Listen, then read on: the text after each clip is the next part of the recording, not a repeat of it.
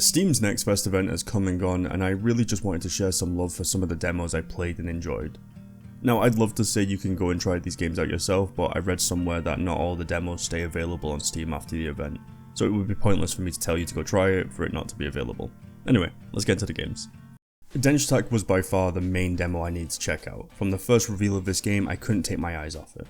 It carried this colourful charm mixed with wacky ideas, with gameplay so smooth I couldn't not try this game out. Now respectfully, I'm biased, this game reminds me of Jet Set Radio mixed with Ollie Ollie World in a completely different setting from both. It runs across tracks which of course can go anywhere they wish for them to go, so creating this world in terms of courses really had no limitations. The music is also a bop too, finding this funky blend of excitement while still being chill to listen to. But for me, the main drawing was the gameplay, this expressive crazy flips and tricks across railways as the world folds in on itself and falls apart. Games like these have such a perfect in for me, as they don't take themselves seriously and just throw anything and all ideas at the wall to see what sticks. And anything they don't, they sellotape it up anyway. My experience with this is so feeling heavy, as when you have control of it and experience it yourself, it feels so light-hearted and fun, which I often miss in games nowadays. The story focuses around Emmy becoming a Dench attacker, which is basically people who perform incredible tricks and speeds around locations to compete with each other. You use the thumbstick to perform tricks when in the air, you drift corners to build up speed, and collect items and perform dares, with each level having scores for those individual ratings. Now I will say it feels really overwhelming getting all these controls so quickly, but as you play and actively use these controls regularly, it becomes easier to grasp them. I imagine the levels they allow you to play in the demo will be rather tame in comparison for what's to come in the final product, and I can't wait to experience them when it finally drops. Dench is an incredibly fun game, it's goofy and quirky and everything I wanted from this demo. Every time I see Replaced, it always gives this visual representation of a pixelated cyberpunk John Wick hybrid, and that sounds epic enough already. So I need to see if the trailers were selling me false ideas or would it be something I liked. And I really liked this game. So for starters, with this demo you're playing as Reach, an AI that has taken control of a person's body called Warren that's damaged. Throughout this demo you talk to Warren about what's going on, knowing information about the settings, which is strictly one-sided but works as exposition to help you navigate the world. Now I said cyberpunk John Wick hybrid, but the area the demo takes place in is outside the walls of the city, which is where I feel the game would be the most comparable to something like cyberpunk. It's more the rundown outskirts location outside the city that you play through, but that John Wick style of combat is there. It's very similar to Arkham's Batman games with dodges, parries, attacks, but this you get a gun. This gun is powerful but can't really be abused as you have to attack to build up the meter to be allowed to use the weapon. It balances out the combat nicely and rewards you for playing well. The gameplay is extremely smooth too, with you solving puzzles to get up buildings and around obstacles, and when dropping into combat, it perfectly shifts it seamlessly. Also, the art style of this game is beautiful, like genuinely I was floored by how good this game looks. And this is only one area too. The lighting is handled so well and has only piqued my interest for what they can do when they get into the more neon lights of the city. I hope they do something in a grimy cave or sewers, as I'd love to see this art style pick up that gritty filth of a setting like that. For those who love to seek out the lore of a universe they're playing through, this game has collectibles that flesh out the history of the world and help with the environmental storytelling. Some are short and sweet messages while others are paragraphs. One thing they did disclose in this demo is that the gun you use won't actually be accessible at this point in the story in the full release, but they wanted to give those trying out the game a taste of what the combat looks and feels like, which was a great choice. Replaced has been a game I have wanted to play for a while and will be coming out in a few months. Armatus is a third-person roguelike shooter set in the demon-infested ruins of Paris, as the last supernatural warrior of an ancient order armed with powerful firearms and incredible celestial powers, scour the city in search for the lost gateway to heaven, the Sunless Gate. That's what the Steam page says, but I'm going to focus on the gameplay and how it looks.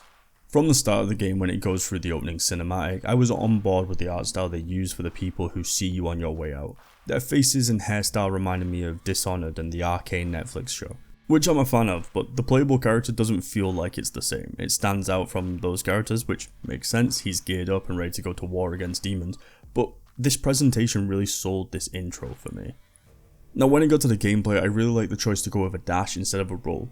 It feels more aggressive to violently thrust in a direction either as a way of getting up close and personal or creating distance and getting into cover. I used the assault rifle and during the early stages it's really weak, but with the right upgrades and focus on its damage it becomes useful pretty early on. You also have some skills and melee attacks that can go a different route depending on how you build them out.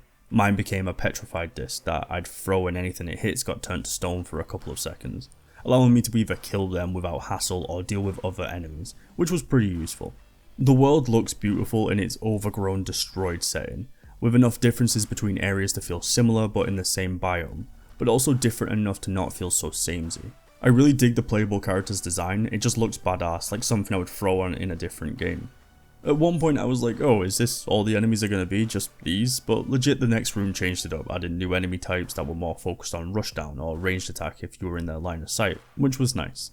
I did experience some frame drops here and there, so I tweaked settings to remedy it and it was basically not present from that point on. It could just be some auto preset issues where it was calibrating settings from my hardware, or something isn't so polished, but this was far from an issue at all. But if you do check the game out, maybe go into the settings and dial back something to give it a more smooth feel. Armatus was a lot of fun, and felt like something I'll easily sink tons of hours into when it fully releases. But the demo only allows you to finish the first biome in the game and test out early stages of a build. Just to be clear, I only played one run, as I only wanted to see what this had to offer and to beat the boss of the first biome. I saw and achieved what I wanted to do, so one run was enough for me. Great game though. The idea of Dino Blade seems like a fever dream in itself. The visual representation of animations for a dinosaur doing finishing moves and combo strings is crazy, but the most insane thing about all of it is it's really fun. Seeing it years ago as a concept was super exciting as you saw what the combat attacks looked like, but that's a presentation, it was its most perfect form of itself, as flawless as it could be. So seeing what I saw back then in motion as I myself played felt fantastic. Even if it isn't the final product, it's on the way there. With this game I was looking for three things, and that was for it to be fun to play, look cool, and nail the sound of the combat. The first two it does a great job with, but unfortunately it's the sound design that kinda lets it down. But when it comes to the boss fights, the music fits and sets the tone really well for the combat. So the game starts off with your dinosaur making a pact and picking up a blade to slaughter through everything you come in contact with. You could even say this is the entire demo, which is fine. The main selling point of this game is being an anime dinosaur and killing everything. It handles really well, but there is some visual jank with the movement at times, but it's extremely easy to look past when you get into the combat. You have a light and heavy attack, a charged ranged attack, and defense you have a block and a dodge. The dodge is pretty easy to abuse to get away from attacks, but I tried to focus more so on the blocking at the right time, which makes you parry so you could get some free damage in. Once beating bosses, you can use them as summons to do a signature attack that hits hard and staggers enemies, or outright kills them. Their essence is also a resource you can use to unlock special attacks. You'll also be picking up standard resources that allow you to level up your damage, health, and 2 other skills. The enemies come with different types of weapons that come with their own movesets, so it becomes important to learn what flurry of attacks is coming your way to avoid damage. There's a katana, which is a very simple swing, then a trident that has a 2-hit combo which makes dodging or parrying both attacks important, and so on and so forth. Genuinely the only thing I disliked about this demo was it gave you a new weapon to use and the demo ends just as soon as you pick it up. Dino Blade has been on my radar for ages now, since its early concept days, and honestly it might not be the most insanely polished game, but it's dinosaurs using weapons and flipping around. I can't wait for the full release. Now I don't have tons to say on the Magus Circle, but I did want to bring some attention to it as I really like the idea of what they're doing. So it plays very similar to something like Vampire Survivor, but with the main selling point being that you create your own attacks by drawing sigils as you play. It starts off pretty basic with a standard 3-line sigil to create missiles, but can become more complex when you start drawing stars in these triangle zigzag shapes. Now I played the game for half an hour, and within that time I was incredibly humbled by the fact I cannot do basic shapes under pressure. And that's okay. But what am I even trying to draw here? I personally think it's something that will get much easier the more you play and build up your muscle memory. The art style of the environment and the character Milt give off this cozy, cute Wiccan vibe, which I feel will grab a bunch of people's attention, but for me it was the idea of actually making your spells happen. You do have to manage your mana though, you can't just fire off infinite spells constantly, so it becomes this learning experience of what spells will best suit the current surroundings.